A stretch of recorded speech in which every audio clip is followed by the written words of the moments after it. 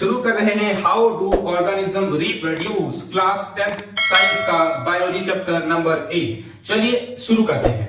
पहले बात करेंगे रिप्रोडक्शन होता क्या है। देखिए what is reproduction.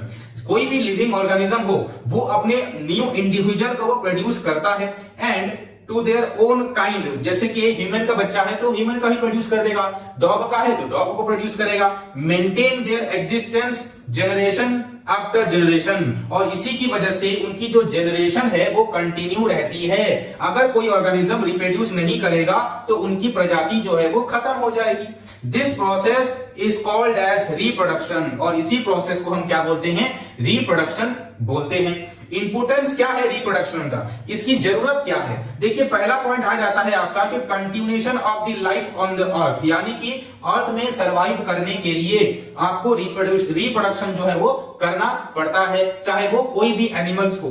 To maintain the size of the population, यानी कि उसके पॉपुलेशन का जो ग्रोथ है, ग्रोथ रेट है, उस चीज को कंट्रोल करने के लिए भी आपका रिप्रोडक्शन बहुत जरूरी हो जाता है। And transfer of variation from one generation to another, एक जनरेशन से दूसरे जनरेशन तक जो है चीजों को ट्रांसफर करना, यानी कि मॉडिफिकेशन करना डिपेंडिंग ऑन द रिक्वायरमेंट। जैसे कि टेम्परेचर चेंज हो रहा है अर्थ का, तो हमारी बॉडी जो है उस चीज को जो है एब्जॉर्ब करना चालू कर रही है, तो धीरे धीरे हमारी बॉडी इस टाइप की बन जाती है कि उस चीज को झेल सके, और यही कहलाता है क्या, वेरिएशन। तो रिप्रोडक्शन जब तक होती रहेगी तब तक हमारी बॉडी में वेरिएशन आता रहेगा और हमारी डेवलपमेंट जो है वो होती रहेगी।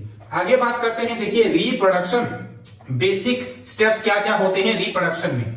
पहली चीज है, याद रखेंगे कि जो डीएनए है, डीएनए ये इसके अंदर जो आपको कहां पे पाया जाता है, डीएनए न्यूक्लियस के अंदर जो है डीएनए पाया जाता है आपका।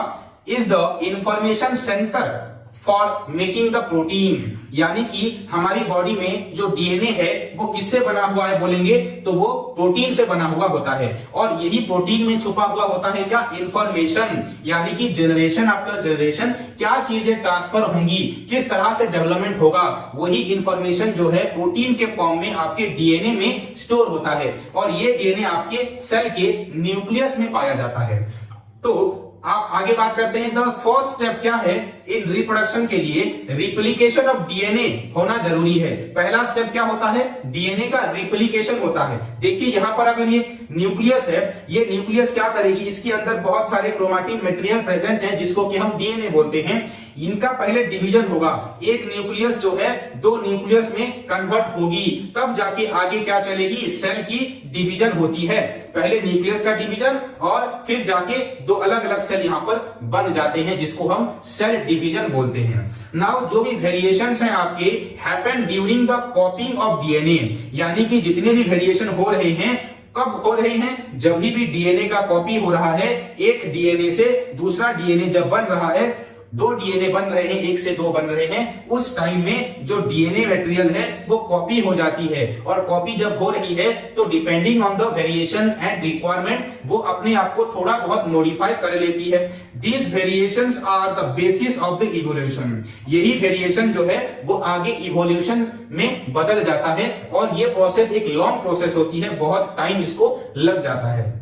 तो बहुत सारे जनरेशन जो है इसमें लग जाते हैं वेरिएशन होने के लिए। Variation are useful for the survival of species over the time, यानी कि यही वेरिएशन की वजह से ओवर द टाइम हम अभी तक अर्थ में प्रेजेंट हैं। और ये स्पीसीज क्या है, स्पीसीज यानी कि एनिमल ग्रुप्स के जो सबसे छोटे ग्रुप्स में आते हैं उनको हम स्पीसीज बोलते हैं। जैसे डॉग है, डॉग में भी मेल डॉग और फीमेल डॉग होता है, एलिफेंट में भी मेल और फीमेल होता है, ऐसे ह्यूमन में भी मेल और फीमेल है, और इन्हीं को हम क्या बोलते हैं, स्पीसीज बोलते हैं।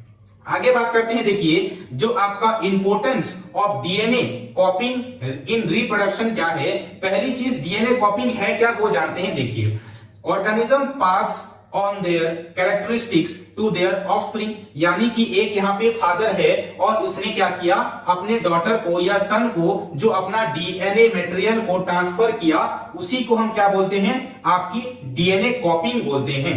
नाउ इंपोर्टेंस ऑफ डीएनए कॉपिंग क्या है, क्यों ये जरूरी है कि डीएनए कॉपी होना चाहिए। देखिए मेंटेनेंस ऑफ कैरेक्टरिस्टिक्स के लिए जो है इन डिफरेंट जनरेशन में उस चीज का मेंटेन हो पाए, कैरेक्टर मेंटेन रह पाए, इसीलिए जरूरी है। और है कि जो डीएनए है वो ब्लूप्रिंट होते हैं आपके, and it ensure correct body design. ऐसा नहीं होगा कि मेरे हाथ में 10 उंगली आ जाए या फिर मेरा सर बड़ा हो जाए, पैर छोटा हो जाए, तो ये सब चीजों से बचाता है और यही चीज इंश्योर करती है आपके डीएनए ब्लूप्रिंट हम जिसको बोलते हैं। यानी कि एक ऐसी मेमोरी जिसको सेल में डीएनए जो है उसके पास पता है कि बॉडी का ग्रोथ कैसे कराना है, कितना कराना है, कितनी उंगलियां बनानी है, आंखें कितनी बनानी है, बॉडी का हाइट चौड़ाई क्या रहेगा, ये सभी चीज जो है वही डीएनए जो है आपका बताता है, स्टोर करके रखता है इंफॉर्मेशन को, और उसी को ही वो सेल डिवीजन में रिप्लिकेट करता है। आगे देखिए बात करेंगे कि change in causes change in synthesis of proteins and in turn body design it will cause variation. यानी कि जो भी प्रोटीन बन रही है, सिंथेसिस यानी कि क्या बनना, तो जो प्रोटीन बन रही है जिससे कि डीएनए बन रही है वो क्या करेगी, फाइनली आपके वेरिएशन के लिए रेस्पॉन्सिबल ये हो जाती है। यहाँ पे डायग्राम में आप देख पा रहे हैं कि अलग अलग पार्ट्स जो है, ट्राकिया है, इसोफेगस है, जैसे आपके फूड में फूड पाइप जिसको हम बोलते हैं इसोफेगस, और ट्राकिया आपका एयर पाइप होता है। इसमें जो मॉडिफिकेशन हुई है, ऐसे करके मुड़ के आई है, ये सब चीजें जो हैं आपके इवोल्यूशन का ही हिस्सा होती हैं। आगे बात करते हैं कि देखिए कि जो variation in beneficial for the species है क्या ये हमारे लिए बेनिफिशियल है, या फिर अदर एनिमल्स जो रिप्रोड्यूस करते हैं उनके लिए अगर बेनिफिशियल है तो किस तरह से है। देखिए वेरिएशन जो है change in body design of an individual and it allows organisms to adopt and exist in diverse habitat और नीचेस। नीचेस यानी कि एक ऐसी जो है चीज है जहां पर हम बोल सकते हैं कि ये चीज हमें चाहिए, या फिर ये हमारा डिमांड है, जो हमारी रिक्वायरमेंट है उसको हम नीचेस बोलते हैं। तो हमारे हैबिटेट में जो हमें रहने के लिए जगह मिली है, चाहे वो कोई एनिमल हो, चाहे और कोई आपका एक्वाटिक एनिमल्स हो, इन सब का जो हैबिटेट है यानी कि जो रहने वाली जगह है, वहां पर जो एडाप्टेशन है वो उनके बॉडी में आ पाती है। यानी कि जो चेंजेस हो रहे हैं एनवायरमेंट में, उस एनवायरमेंट में अपने आप को अडॉप्ट कर पाना और नेचर में एग्जिस्ट कर पाने की जो कैपेबिलिटी है वो आपकी डीएनए ही देती है। तो ये एक आपका बेनिफिशियल पॉइंट हो जाता है। नाउ जो छोटे छोटे वेरिएशंस हैं और variation over the time will help the species in survival in different condition. यानी कि जो इवोल्यूशन है वो छोटे छोटे वेरिएशंस में होता है। ऐसा नहीं होगा कि एक फादर है और उसके सन में अचानक से बहुत सारे चेंजेस आ जाएंगे, नहीं। तो फादर के उसके बच्चे उसके बच्चे उसके बच्चे जब 15 20 20 50 जनरेशन जाएगा तब जाके वेरिएशन जो है देखने को मिलती है ओवर द टाइम। तो ये लंबी एक प्रोसेस होती है और इसी की वजह से हम जो डिफरेंट कंडीशन में सर्वाइव कर पाते हैं। However, drastic variation in a single individual will affect its change of survival। यानी कि अगर कोई बड़ा चेंज हो जाए किसमें, वेरिएशन में, तो जो है उसका सर्वाइवल बहुत ही ज्यादा डिफिकल्ट हो जाएगा। जैसे कि देखिए मंकी है, ये डायरेक्ट अगर इन स्टेज से ना होते हुए डायरेक्ट अगर ह्यूमन बीइंग बन जाता तो भी सर्वाइवल मुश्किल हो जाती। बहुत सारे प्रोसेस जो है बीच में छूट जाते और ये भी जो है आपका सर्वाइव नहीं कर पाता है। तो इवोल्यूशन एक स्लो प्रोसेस होती है और ओवर द टाइम बहुत टाइम के लग जाता है इसको जो है मॉडिफिकेशन होने में। आगे बात करेंगे, देखिए टाइप्स ऑफ रिप्रोडक्शन क्या क्या हैं, कि 2 टाइप्स के रिप्रोडक्शन होते हैं। पहला आप जानते हैं कि एसेक्सुअल रिप्रोडक्शन है और दूसरा हम बात करेंगे किसकी, सेक्सुअल रिप्रोडक्शन की। तो देखिए एसेक्सुअल रिप्रोडक्शन क्या है। एसेक्सुअल रिप्रोडक्शन की बात करें कि न्यू इंडिविजुअल जो है प्रोड्यूस होते हैं फ्रॉम ए सिंगल पेरेंट। क्या बोला मैंने, सिंगल पेरेंट, यानी एक ही पेरेंट से जो न्यू इंडिविजुअल बनते हैं। लेकिन सेक्सुअल की बात करें तो सेक्सुअल में क्या है, न्यू इंडिविजुअल प्रोड्यूस तो होते हैं लेकिन यहां पर 2 पेरेंट्स होते हैं, 2 पेरेंट्स, यानी कि एक मेल और एक फीमेल होता है, एक मदर होता है और एक फादर होता है, तब जाके सेक्सुअल रिप्रोडक्शन हो पाती है। एसेक्सुअल की बात करें सेकंड पॉइंट में, it does not involve union of gametes. Gametes हम किसको बोलते हैं, जैसे मेल्स में जो गैमीट है वो स्पर्म होता है और फीमेल में आपका एग सेल या फिर ओवम होता है। तो यहां पर आपको गैमीट्स की रिक्वायरमेंट नहीं होती है, लेकिन यहां पर सेक्सुअल रिप्रोडक्शन में गैमीट्स की रिक्वायरमेंट होती है। यहां पर कितने गैमीट चाहिए, 2 गैमीट, एक मेल का और एक फीमेल का। अगर हम बात करें थर्ड पॉइंट की, जो यंगर वन जो बनता है, प्रोड्यूस होता है, are generally identical to the parents. यानी कि जो पेरेंट, जो ऑफस्प्रिंग बन रहा है, जो डॉटर या फिर जो नया इंडिविजुअल बन रहा है, वो अपने पेरेंट्स के जैसे ही दिखता है, यानी कि same to same exact copies होती हैं। तो यहां पर वेरिएशन इसी वजह से मुश्किल हो जाता है और वेरिएशन देखने को नहीं मिलती है, एब्सेंट हो जाता है। जब भी याद रखिएगा सेक्सुअल रिप्रोडक्शन में वेरिएशन इसीलिए नहीं देखने को मिलती क्योंकि यहां पर दो अलग अलग गैमेट्स नहीं चाहिए होते हैं और आइडेंटिकल ऑफस्प्रिंग जो है, आइडेंटिकल डॉटर जो है वो बनते हैं। इसी वजह से यहां पर वेरिएशन एब्सेंट है। लेकिन सेक्सुअल रिप्रोडक्शन की बात करें तो यहां पर genetically identical to their parents नहीं होते, नॉट, समझ रहे हैं, और यहां पर वेरिएशन जो है वो प्रेजेंट होती है। यानी कि अगर मैं एक क्वेश्चन पूछूं यहां पे आपको कि एसेक्सुअल रिप्रोडक्शन जो लोग कर रहे हैं और जो लोग सेक्सुअल रिप्रोडक्शन कर रहे हैं, दोनों में सर्वाइवल होने की कैपेसिटी किसकी ज्यादा है, कौन ज्यादा लॉन्ग टर्म तक अर्थ में प्रेजेंट रहेगा, तो आप बोलेंगे जो लोग सेक्सुअली रिप्रोड्यूस कर रहे हैं वो लोग लॉन्ग टाइम तक वेरिएशन करके अपनी बॉडी को चेंज करके अडॉप्ट करके लॉन्ग टर्म तक अर्थ में सर्वाइव कर सकते हैं। नेक्स्ट बात करते हैं कि अलग अलग टाइप्स के जो आपके एसेक्सुअल रिप्रोडक्शन क्या है। तो पहले हम डिस्कस कर लेंगे एसेक्सुअल रिप्रोडक्शन, फिर हम बात करेंगे सेक्सुअल रिप्रोडक्शन की। तो चलिए पहले एसेक्सुअल की बात कर लिया जाए। पहला टाइप हो जाता है आपका फिजन। पहला हम क्या पढ़ेंगे एसेक्सुअल रिप्रोडक्शन में, फिजन प्रोसेस पढ़ेंगे। दूसरा पढ़ेंगे क्या, बडिंग। और तीसरा हम पढ़ने वाले हैं क्या, फ्रैगमेंटेशन। चौथा है आपका रीजेनरेशन और आपका पांचवा है वेजिटेटिव प्रोपागेशन और आपका 6 है स्पोर फॉर्मेशन। ये सब के सब क्या है, सेक्सुअल रिप्रोडक्शन के टाइप्स हैं। तो पहले हम शुरू कर रहे हैं फिजन प्रोसेस, जो कि एसेक्सुअल रिप्रोडक्शन का पार्ट है। देखिए फिजन में होता क्या है, पहली चीज, fission is a process of division of single cell organisms into 2 or many sales. यानी कि फिजन एक ऐसा प्रोसेस है जहां पर एक इंडिविजुअल 2 सेल्स या फिर 2 से ज्यादा सेल्स में डिवाइड हो जाता है। लेकिन शर्त यह है कि सिंगल सेल ऑर्गेनिज्म यहां पे होना चाहिए, जैसे कि आपका एमोइबा है, पैरामीशियम है, बैक्टीरियाज हैं। तो ये सिंगल सेल ऑर्गेनिज्म के लिए ही ये रिप्रोडक्शन प्रोसेस काम करती है। पहला एक आप पढ़ेंगे कि बाइनरी फिजन में भी 2 चीजें हैं, एक है बाइनरी फिजन, दूसरा है मल्टीपल फिजन। 2 प्रोसेस के फिजन हो जाते हैं। पहले बात करते हैं बाइनरी फिजन की। तो देखिए दो सेल में कन्वर्ट तो हो रहे हैं, taking place during favourable condition. यानी कि जब भी अच्छा कंडीशन, अच्छा एनवायरनमेंट उनको मिल पाए तब जाके ये क्या करते हैं, अपने आपको डिवाइड करते हैं। और इस टाइप के फिजन को हम क्या बोलते हैं, बाइनरी फिजन बोल रहे हैं। एग्जांपल के तौर पे आप एमोइबा की बात कर सकते हैं। एमोइबा तभी रिप्रोड्यूस करती है जब इसको फेवरेबल कंडीशन मिलता है और ये आपके बाइनरी फिजन के प्रोसेस से अपने आप को डिवाइड कर रही होती है। अगर ये वैसे तो एमोइबा अलग प्रोसेस से भी करती है अपने आप को डिवाइड, लेकिन अगर कंडीशन फेवरेबल हो तो बाइनरी फिजन के प्रोसेस से वो अपने आप को डिवाइड करती है। बाय द प्रोसेस जो उसका बॉडी का जो मूवमेंट होता है सीडोपोडिया, उससे अपने आप को वो डिवाइड कर लेती है और 2 अलग अलग सेल में बदल जाती है। आगे बात करते हैं मल्टीपल फिजन की। देखिए तो यहां पर फिजन इनटू मेनी सेल्स, यानी कि एक सेल से अगर बहुत सारे सेल्स बन रहे हैं तो उनको हम क्या बोलते हैं, मल्टीपल फिजन बोल रहे हैं। Taking place during unfavourable condition. ये क्या होता है कि अनफेवरेबल कंडीशन में ये लोग इस तरह का रिप्रोडक्शन करते हैं। एग्जांपल की ओर पे आप ले सकते हैं प्लाज्मोडियम जो है मलेरिया फैलाता है। प्लाज्मोडियम क्या फैलाता है, मलेरिया। जो मॉस्किटो है माई एनोफिलीज, उसको इनटेक कर लेता है, किसको, आपके प्लाज्मोडियम को, और फिर हमारे बॉडी में उसको डाल देता है। पहले मलेरिया मॉस्किटो को होता है, फिर जाके हमको होता है जब हमारे खून में उसका जो है डंक पड़ता है।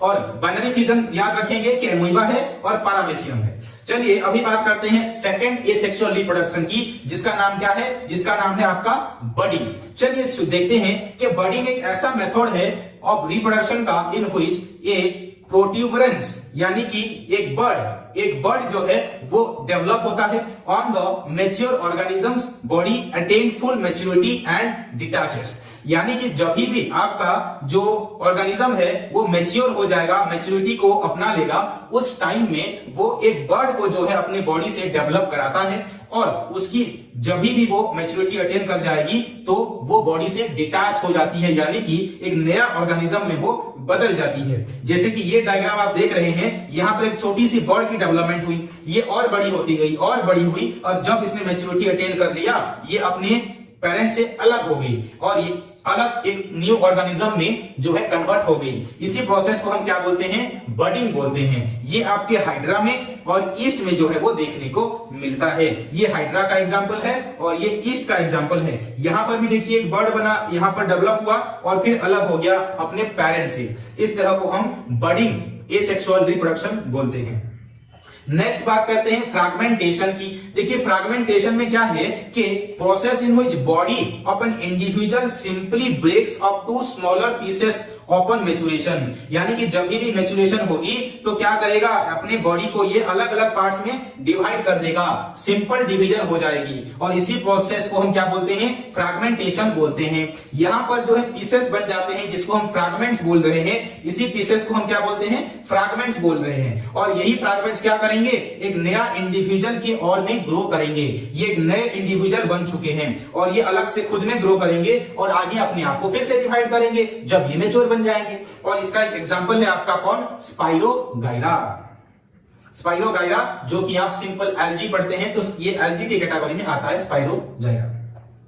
नेक्स्ट एसेक्सुअल रिप्रोडक्शन में आते हैं जिसका नाम है क्या, रीजनरेशन। देखिए रीजनरेशन क्या है, it is the ability of an organism to replace or repair any lost part, यानी कि एक ऐसा पार्ट अगर बॉडी से अलग हो जाए, एक ऑर्गेनिज्म है ये अगर कट जाए बीच से तो अपने आप को ये क्या करता है, रिप्लेस कर लेता है, फिर से ये वाली पार्ट डेवलप हो जाएगी। और इसी एबिलिटी को, इसके एबिलिटी को हम क्या बोलते हैं, रीजनरेशन। यानी कि रीजनरेशन कोई रिप्रोडक्शन नहीं है बल्कि एक एबिलिटी हो जाती है रिपेयर करने की और रिप्लेस करने की, लेकिन इसको हम एसेक्सुअल रिप्रोडक्शन की कैटेगरी में भी डालते हैं। एग्जांपल की और भी आप ले सकते हैं प्लानेरिया को और हाइड्रा को, और ये दो आपके जो है रीजनरेशन करते हैं, जब भी इनको जो है रिक्वायरमेंट होती है तब जाके करते हैं।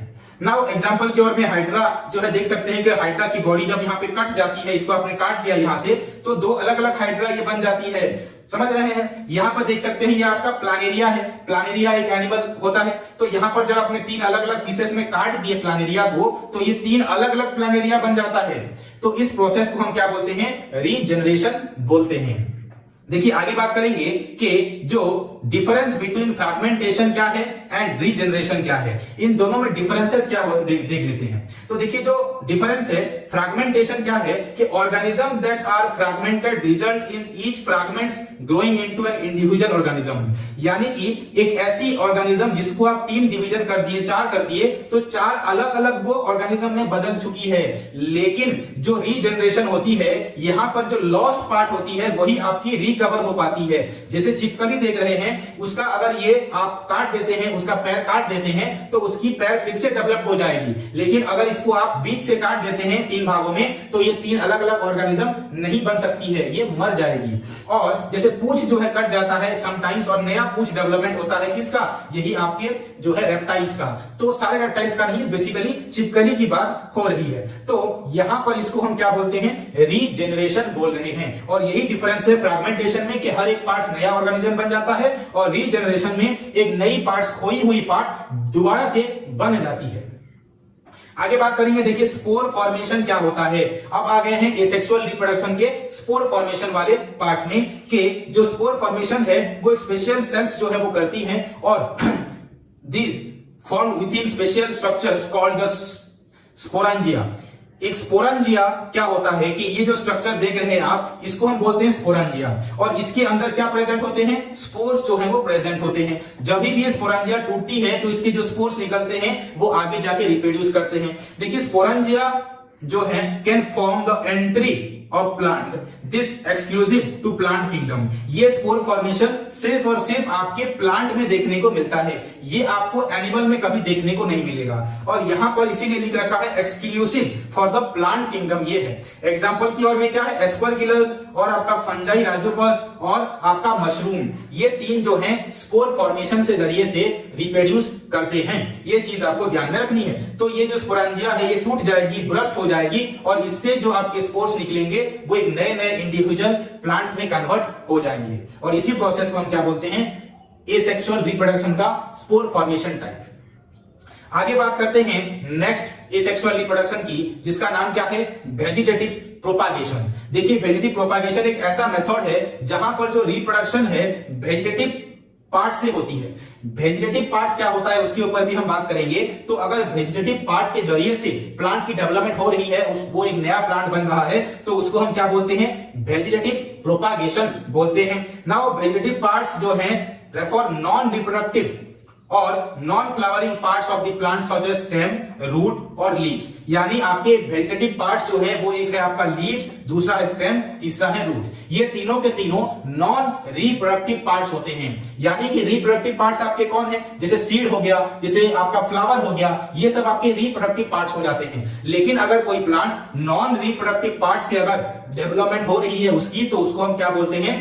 वेजिटेटिव प्रोपागेशन बोलते हैं। एग्जांपल के तौर पे आप ले सकते हैं ब्रायोफाइलम। ब्रायोफाइलम लीफ के आपने ऊपर पढ़ा होगा कि ये लीफ है तो साइड में यहाँ पे और लीव्स बनना चालू हो जाते हैं। रोज को आप क्या करेंगे? उसके स्टेम से काट देंगे और फिर से इसको लगा देंगे तो फिर से बन जाती है। इसी तरह जैस्मीन है, शुगर केन है, ये सब क्या किस प्रोसेस से ग्रो करते हैं? तो वेजिटेटिव प्रोपागेशन प्रोसेस से इन लोगों का जो है ग्रोथ रिप्रोडक्शन होता है। तो वेजिटेटिव प्रोपागेशन को हम टू टाइप्स में डिवाइड कर सकते हैं। एक है आपका नेचुरल, दूसरा है आपका आर्टिफिशियल। तो बात करते हैं, देखिए नेचुरल और आर्टिफिशियल की भी हम डिस्कस करेंगे। बात करेंगे नेचुरल वेजिटेटिव प्रोपागेशन क्या है। देखिए जहां पर ये पोटैटो पड़ा हुआ है, इस पोटैटो में छोटे छोटे जो ग्रीन कलर के ऐसे निकले हुए हैं, इसको हम क्या बोलते हैं? आइस बोलते हैं। और ये पोटैटो क्या है? एक स्टेम होता है, ठीक है। तो यहाँ पे जो आई बर्ड्स हैं वो जर्मिनेट हो जाते हैं और आपके ये स्टेम कहलाते हैं पोटैटो। तो ये क्या है? नेचुरल वेजिटेटिव प्रोपागेशन हो जाता है। और एग्जांपल क्या आप पोटैटो की जगह ऑनियन को ले सकते हैं, गार्लिक को ले सकते हैं, मिंट को ले सकते हैं। तो ये नेचुरल वेजिटेटिव प्रोपागेशन के प्रोसेस से ये लोग क्या करते हैं? रिप्रोड्यूस कर रहे होते हैं। बात करेंगे अगर रूट की, तो आपका जो कैरोट होता है, देख पा रहे हैं ये कैरोट है, तो ये भी जो है इसी की डेवलपमेंट, ये जो आपका यहाँ पे देख रहे हैं जो रूट है, ये रूट धीरे धीरे करके मोटा होते हुए एक बड़े से कैरोट में बदल रहा है। और जैसे कि ग्रास है, रेडिश है, आपका टोपियोका है, ये सब एक एक वेजिटेटिव प्रोपागेशन है। यानी कि अपने रूट से ये लोग खुद को जो है जनरेट कर रहे हैं और इनको हम क्या बोल रहे हैं? Natural vegetative propagation. बात करेंगे अगर लीव्स की, तो ब्रायोफाइलम की बात हुई थी। देखिए यहां पर छोटे छोटे लीव्स, इसी लीव्स के ऊपर से ही लीव्स बन रहे हैं। तो यही तो हमने डिस्कस करा था कि स्टेम से, रूट से और लीव से अगर उसकी डेवलपमेंट हो रही है, नया ऑर्गेनिज्म रिप्रोड्यूस हो रहा है, बन रहा है, तो उसको हम क्या बोलते हैं? वेजिटेटिव प्रोपागेशन बोलते हैं। तो नेचुरल में आपके ये तीन आ जाते हैं, स्टेम में ये हो रहा है, रूट में ये, और लीव्स में इनकी डेवलपमेंट हो रही है। आगे बात करते हैं कि आर्टिफिशियल वेजिटेटिव प्रोपागेशन है क्या। आर्टिफिशियल में वो है जहां पर जो हम कटिंग करते हैं, लेयरिंग करते हैं, ग्राफ्टिंग करते हैं। इन प्रोसेस को ह्यूमन के द्वारा करी जाती है। किसी प्लांट को कट करके, जैसे रोज प्लांट को लिया था, रोज फ्लावर के स्टेम को काट कर कहीं और लगा देंगे तो उसकी डेवलपमेंट हो जाएगी। इसी को हम बोलते हैं क्या? Cutting, layering, grafting. इन सब चीजों के ऊपर हम डिस्कस करेंगे। पहले बात करते हैं कटिंग की। जैसे कि आपका ग्रेप्स है आपका, और एक प्लांट है जिसका नाम बोगा इनविलिया है, कैक्टस है और पाइनएप्पल है। ये सब जो है कट करके आप एक नए प्लांट्स में इनको बदल सकते हैं। जैसे कि ये देखिए एक प्लांट है यहाँ पर, इसको हमने इस पार्ट से कट कर दिया। कट करने के बाद उसको अगर हमने यहाँ पे पुट कर दिया तो ये एक नया प्लांट में कन्वर्ट हो जाता है। और इसी प्रोसेस को हम क्या बोलते हैं? Artificial vegetative propagation.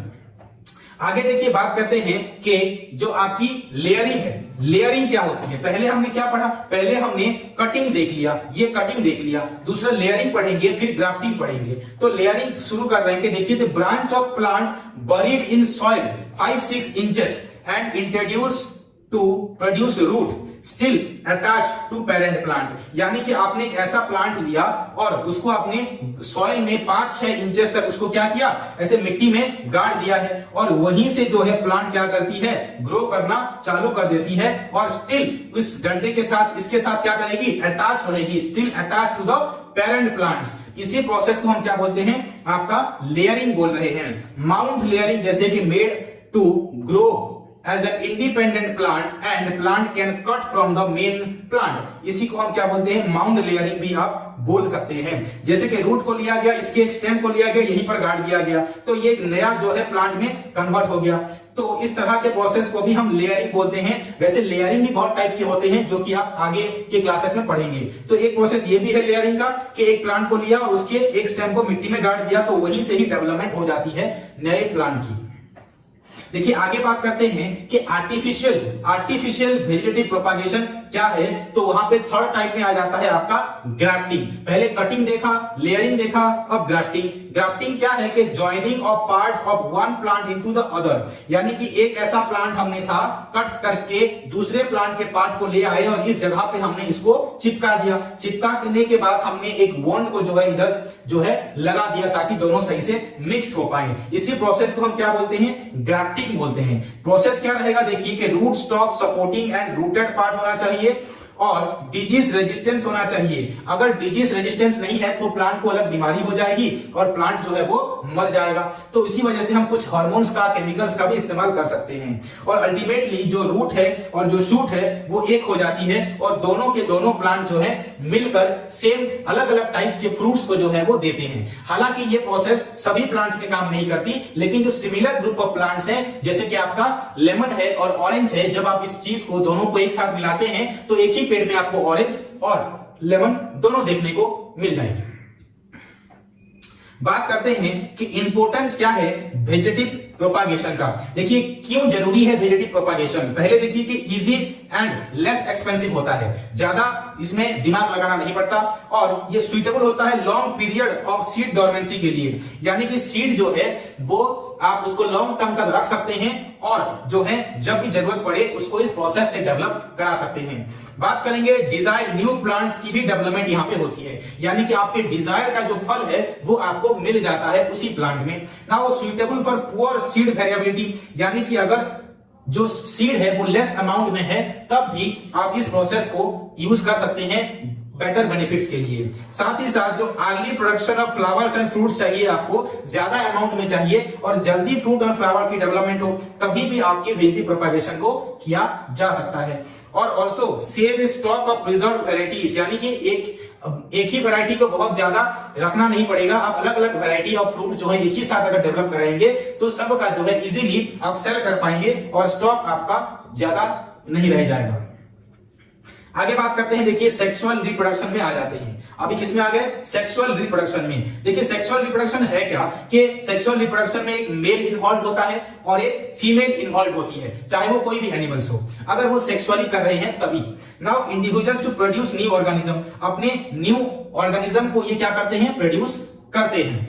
Involves in the formation of fusion of male and female gametes, यानी कि ये एक फीमेल गैमीट है, ये कौन है, एक एग है या ओवम है और यहां पर स्पर्म आपको दिख रहे हैं। तो इनका जो फ्यूजन होगा, इनका क्या होगा, फ्यूजन जो होगा, इसी को हम क्या बोलते हैं, आपका सेक्सुअल रिप्रोडक्शन बोल रहे हैं और या फिर फर्टिलाइजेशन बोलते हैं, जिसमें फ्यूजन ऑफ गैमीट्स होते हैं। न्यू इंडिविजुअल एग्जिबिट वेरिएशन, जो नया ऑफस्प्रिंग बनेगा, यहां पर जो बेबी बनने वाली है वो उसमें क्या होगी, वेरिएशंस देखने को मिलेंगी। क्यों, क्योंकि कुछ कैरेक्टर्स जो है वो मदर से आए हैं और कुछ कैरेक्टर्स आपके फादर से आए हैं। It helps in the process of adaptation and cell division involves meiosis. यहां पर meiosis के प्रोसेस से सेल की डिवीजन होती है, एक सेल से दो सेल बनते हैं, ये चीज भी आपको याद में रखना है।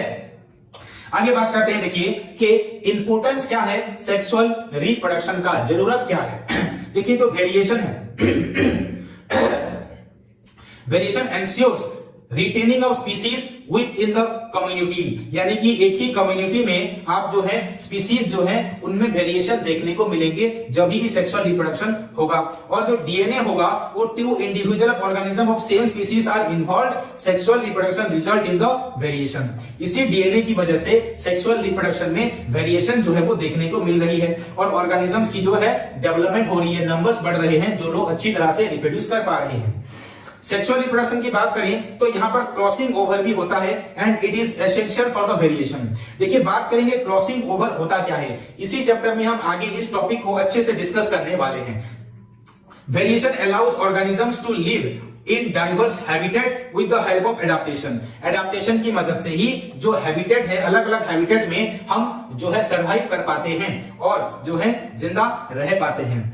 Also during this type of reproduction fusion of gametes take place. क्या होता है, फ्यूजन होता है गैमीट्स का। गैमीट्स यानी कि जो आपके मेल में आपका जो सेक्सुअल हार्मोन है, जो है आपका हार्मोन नहीं, जो स्पर्म है, और आपका जो फीमेल में एग है वो मदद करता है, गैमीट्स वही आपके गैमीट्स होते हैं। और मेंटेन करता है constant number of chromosomes through the species. यानी उस स्पीसीज में उतने ही नंबर के आपके क्रोमोसोम्स देखने को मिलेंगे जितने के फादर के पास है, उतना ही डॉटर के पास और उतना ही और नेक्स्ट जनरेशन के पास देखने को मिलेगा। तो बात अभी होगी प्लांट रिप्रोडक्टिव सिस्टम की। प्लांट रिप्रोडक्टिव सिस्टम हमें यहां पे जानना है, ना कि एनिमल्स रिप्रोडक्टिव सिस्टम। तो एनिमल्स का भी हम डिस्कस करेंगे अभी। पहले बात करते हैं किसके, प्लांट के फ्लावर की। तो फ्लावर एक रिप्रोडक्टिव पार्ट होता है प्लांट का। मेल जो है, मेल रिप्रोडक्टिव पार्ट्स किसको बोलते हैं, स्टेमेन को बोलते हैं। देखिए आप जो इस डायग्राम को देख पा रहे हैं, यहां पर ये वाला पार्ट क्या है, ये वाला पार्ट आपका स्टेमेन है। यानी कि यहां पर एंथर और आपका फिलामेंट ये मिलकर क्या बना रहे हैं, आपके स्टेमेन को बना रहे हैं। और ये दोनों मिलकर क्या बन जाते हैं, male reproductive part of the flower. Female की बात करें तो यहां पर कार्पेल प्रेजेंट होता है। देखिए कार्पेल क्या है, कार्पेल यानी कि ये जो आप पार्ट्स देख रहे हैं, यहां पे सेपल है, ठीक है, ये आपका कार्पेल हो जाता है। जहां पर नीचे आपकी यहां पर ओवरी होती है, तो आपका कार्पेल वाला पार्ट क्या हो जाता है, फीमेल रिप्रोडक्टिव पार्ट्स हो जाता है। आगे देखिए मेल रिप्रोडक्टिव पार्ट्स की बात करें प्लांट में, तो जो आपका स्टीमेन है, इस तरह का आपका जो स्टॉक लाइक स्ट्रक्चर की होती है, ये आपका स्टीमेन जो है स्टॉक लाइक का स्ट्रक्चर है, जिसके पास एक आपका एंथर है और एक आपका फिलामेंट करके प्रेजेंट है। ये आपके फ्लैटेंड टॉप होती है। टॉप में किस तरह के हैं, फ्लैट है। प्रोड्यूस पोलन ग्रेन्स, यहां पर एंथर में बीच में क्या प्रेजेंट होता है, पोलन ग्रेन्स बनते हैं। और यही पोलन ग्रेन जो है वो क्या होते हैं, गैमीट्स कहलाए जाते हैं। किसके, मेल के गैमीट्स जो हैं वो आपके पोलेंस होते हैं और यहां पर वो प्रोड्यूस होते हैं, बनते हैं।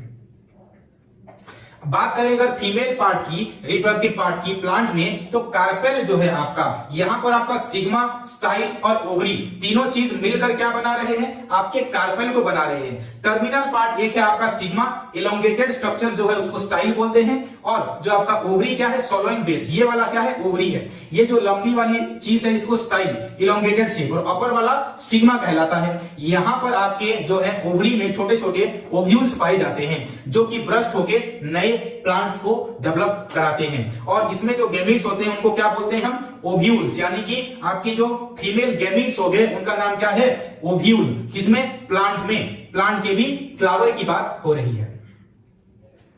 आगे देखिए बात करते हैं कि पॉलिनेशन क्या होता है। देखिए पॉलिनेशन में क्या है, transfer of pollen grains from anther to stigma by agent like wind, water, insects, इसको हम बोलते हैं पॉलिनेशन। जिसमें कि एक आपके फ्लावर से दूसरे फ्लावर की और अगर आपका पोलन ग्रेन्स, और पोलन ग्रेन्स है क्या, अभी बताया कि मेल गैमीट है। कौन है, मेल गैमीट। तो मेल गैमीट जिसको हम पोलन ग्रेन्स बोल रहे हैं, वो अगर विंड के जरिए से, वाटर के जरिए से या फिर इंसेक्ट्स के जरिए से एक प्लांट से दूसरे प्लांट में चला जाए तो उसको हम क्या बोलते हैं, और रिप्रोड्यूस कर ले तो उसको हम क्या बोलते हैं, पॉलिनेशन। लेकिन क्या पॉलिनेशन एक प्लांट से दूसरे प्लांट में हो सकती है, एक ही प्लांट में एक फ्लावर से दूसरे फ्लावर में भी तो हो सकती है।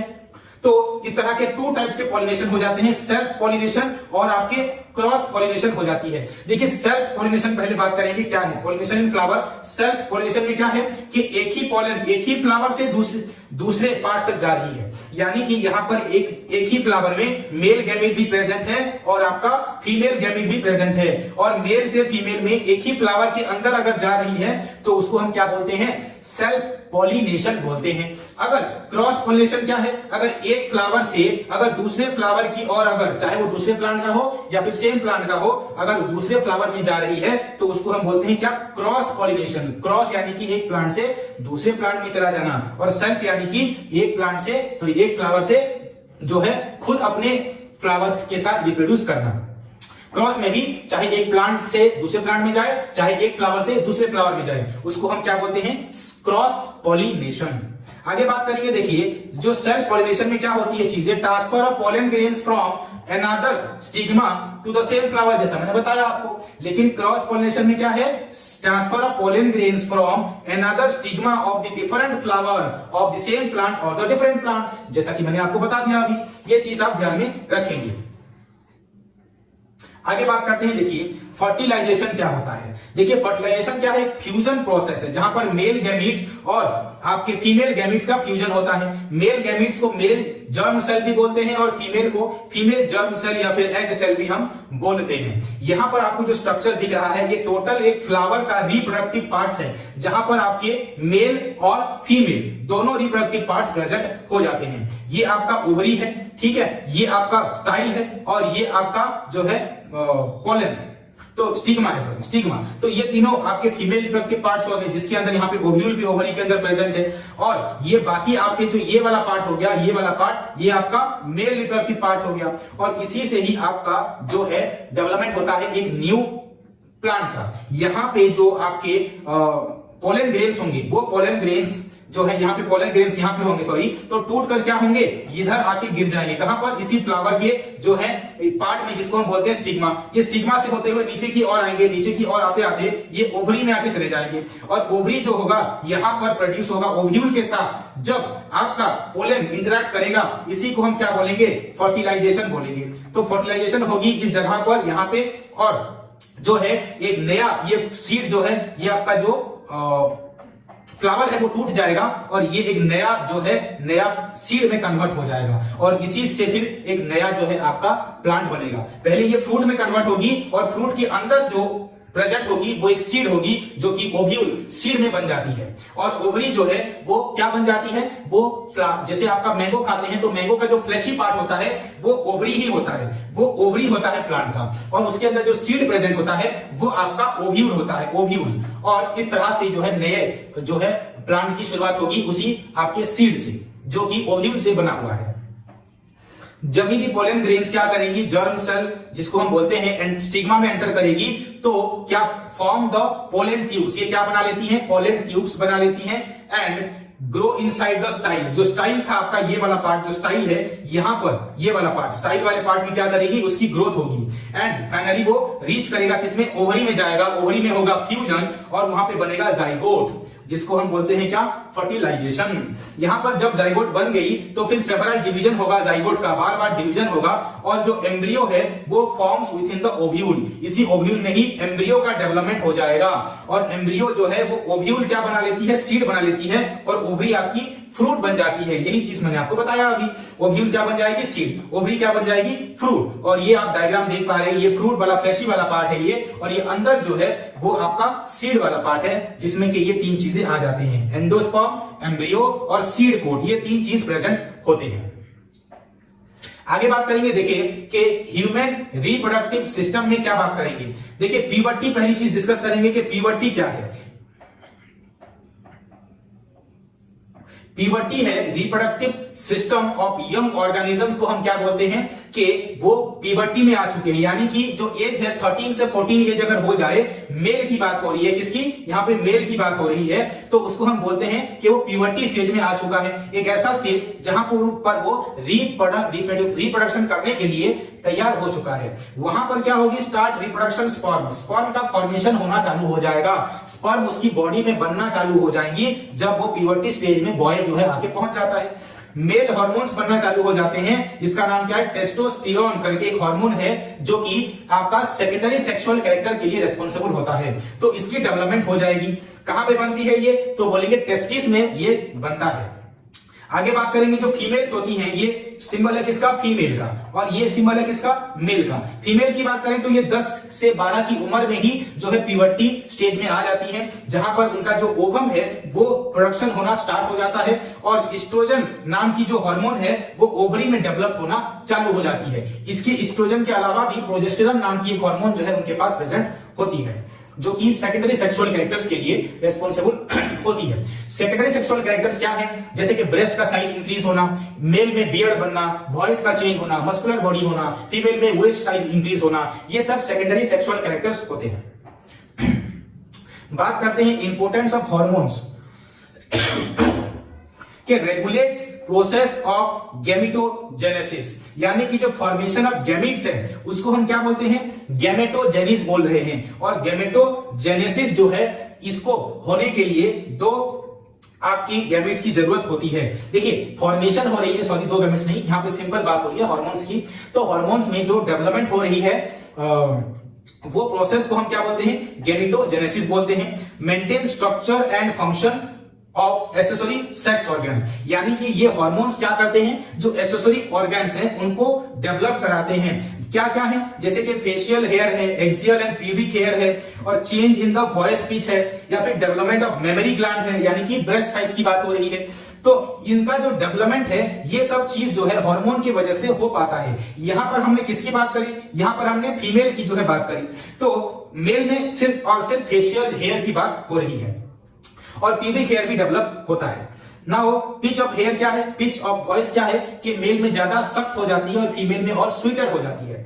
आगे बात करते हैं कि मेल रिप्रोडक्टिव सिस्टम की बात करते हैं। देखिए मेल रिप्रोडक्टिव सिस्टम में क्या है, एक है प्रोस्टेट ग्लैंड्स, दूसरा है आपका सेमिनल वेसिकल, भास डिफरेंस, और याद रखेंगे uterus, urinary bladder, urethra, penis और पेयर ऑफ टेस्टिस। ये सब चीजों को हम डिस्कस करना है। लोकेशन देख लेते हैं, सेमिनल वेसिकल कहां पर है, ये वाले जो आप देख रहे हैं ये क्या है, आपके सेमिनल वेसिकल कहा जाता है। ये वाला पार्ट क्या है, यूटेरस है, यूटेरस यहां पे प्रेजेंट है। आपका देखिए ब्लैडर जिसमें यूरिन स्टोर होता है ये है, प्रोस्टेट ग्लैंड ये प्रेजेंट है, प्रोस्टेट ग्लैंड्स, और आपका ये वाला पार्ट जो है लॉन्ग वाला, इसको हम क्या बोलते हैं, पेनिस, और इसके बीच में जो पाइप गई है ये वाली पाइप, इसको हम बोलते हैं क्या, urethra.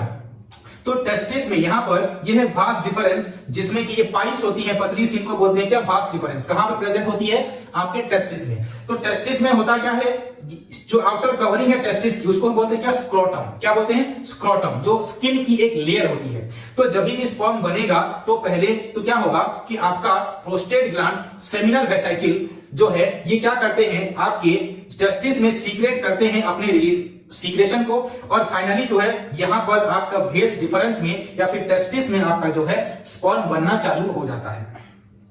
Function of male reproductive parts की बात करें तो पहले स्पर्म प्रोड्यूस होगा कहां पर, टेस्टिस में, फिर टेस्टिस जो है एंटर होगा कहां पे, यूरेथ्रा से होते हुए, वास डिफरेंस होते हुए जो है ये urethra opens outside the genital pores में आके पहुंच जाएगा।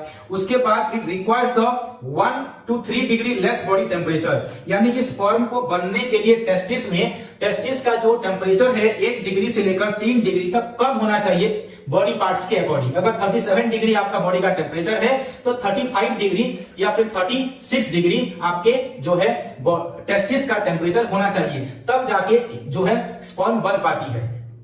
उसके बाद क्या है, just before the sperm enter urethra, sperms are enriched with secretion from prostate gland and seminal vesicle, यानी कि उसी स्पर्म को प्रोस्टेट ग्लैंड का सीक्रेशन और सेमिनल वेसिकल का जो सीक्रेशन होगा उसको नरिश करती है, उसके स्पर्म को डेवलपमेंट के लिए वो रेस्पॉन्सिबल होती है। उसके बाद देखिए urethra is enclosed in muscular organ penis, यानी कि जो पेनिस है उसका कवरिंग होती है, जिसको हम बोलते हैं क्या, यहाँ पे यूरेथ्रा बोल रहे हैं, जो कि कवर्ड होती है। Urethra and genital pores are common for both urine and sperm. यहां पर मेल की बात करें तो मेल में स्पर्म और यूरिन दोनों के पास होने के लिए एक ही जो है कॉमन पैसेज होती है, जिसको हम क्या बोलते हैं, यूरेथ्रा बोलते हैं। फीमेल रिप्रोडक्टिव पार्ट्स की बात करें तो यहां पर होती है एक पेयर की ओवरी होगी। उसके बाद फनेल लाइक स्ट्रक्चर, जिसको हम बोलते हैं क्या, फॉलोपियन ट्यूब। ये वाला जो स्ट्रक्चर है, जो पाइप स्ट्रक्चर है, इसको हम बोलते हैं क्या, फॉलोपियन ट्यूब। फिर आता है यूटेरस, ये वाला जो पार्ट है इसको हम बोलते हैं क्या, यूटेरस। फिर है आपका सर्विक्स आता है, ये वाला पार्ट सर्विक्स कहलाता है, और ये वाला जो ओपनिंग है इसको हम क्या बोलते हैं, वजाइना। तो ये सारे पार्ट्स आपके फीमेल रिप्रोडक्टिव पार्ट्स के लिए होते हैं। फंक्शन की बात करें, देखिए फीमेल रिप्रोडक्टिव पार्ट में तो पेयर ऑफ ओवरी प्रेजेंट है, जो क्या प्रोड्यूस कर रहे हैं, एग सेल या फिर ओवा को प्रोड्यूस कर रहे हैं। यूटेरस जो है, यूटेरस से होते हुए सर्विक्स और वजाइना तक जो है वो ओवा जाके पहुंच जाती है। ये है आपका सर्विक्स और ये है वजाइना, यहां तक जो है ओपनिंग, ये टोटल इसकी ओपनिंग होती है। तो देखिए सीक्रेट्स करता है दो हार्मोन को, एस्ट्रोजन और प्रोजेस्टेरोन सीक्रेट हो रही है, और कंपोज्ड ऑफ फॉलाइकल दैट प्रोड्यूस ओवा एट प्यूबर्टी, यानी कि ये फॉलाइकल सेल्स होते हैं और ये प्यूबर्टी के टाइम में डेवलपमेंट इनकी होती है। जब प्यूबर्टी आ जाती है तो उस टाइम में 12 की 13 साल की उम्र में इनका जो है एग बनना चालू हो जाता है, जिसको हम ओवम भी बोलते हैं या ओवा भी बोलते हैं। स्टार्ट प्रोड्यूसिंग ओवा एट प्यूबर्टी। नाउ बात करें अगर at the end of the ovary funnel like structure है, जिसको हम बोलते हैं क्या, आपका फॉलोपियन ट्यूब, ये वाला पार्ट क्या कहलाता है? फॉलोपियन ट्यूब, जो कि एयर पेयर में है। फॉलोपियन ट्यूब जो है बोथ एंड से ओपन होता है, bag like structure, elastic structure होती है जो कि कनेक्ट करता है यूटिरस के साथ। यूटिरस ओपन होता है through the vagina and cervix. Uterus जो वाला पार्ट है, ये वाला जो आपका यूटिरस है, ये वाला पार्ट वो आपके सर्विक्स और वजाइना से ओपन होता है। वजाइना के पास ट्यूबुलर स्ट्रक्चर होती है। वजाइना से ही जो बर्थ है, केनल, बर्थ केनल होती है, जो यंग वन बनता है, प्रोड्यूस होकर बाहर निकलता है, वो वजाइना से ही नए बेबी जो है बाहर निकलता है। Urethra and vagina openings are separate. Urethra जो यूरिन का ओपनिंग है और वजाइना का ओपनिंग है, वो दोनों अलग अलग होते हैं। यानी बच्चा जहां से बाहर निकल रहा है और जो यूरिन जहां से निकलती है, दोनों अलग अलग जो है आपके एंट्री पॉइंट होते हैं। इन फीमेल बॉडी की बात हो रही है।